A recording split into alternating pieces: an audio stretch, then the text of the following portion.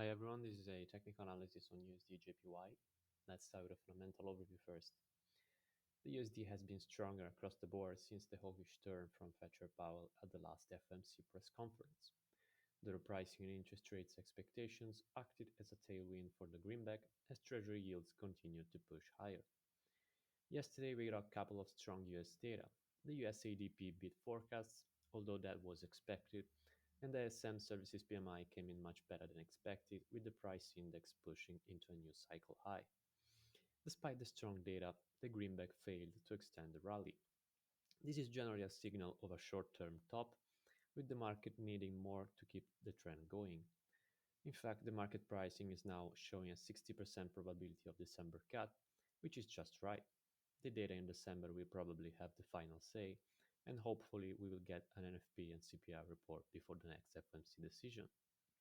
On the JPY side, the currency has been weakening since last BOJ policy decision, where the central bank left interest rates unchanged as expected, and again with two dissenters voting for a hike. There were no surprises, but Governor Weda, focusing on spring wage negotiations, suggested that the next hike could be delayed to January or even March 2026.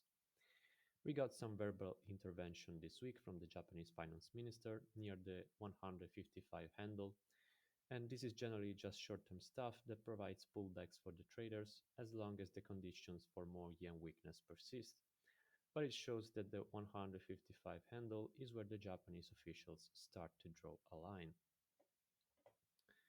Now on the daily chart, we can see that USD/JPY pulled back into this 153.27 level and bounced as the buyer stepped in with a defined risk below the level to position for a rally into a new high.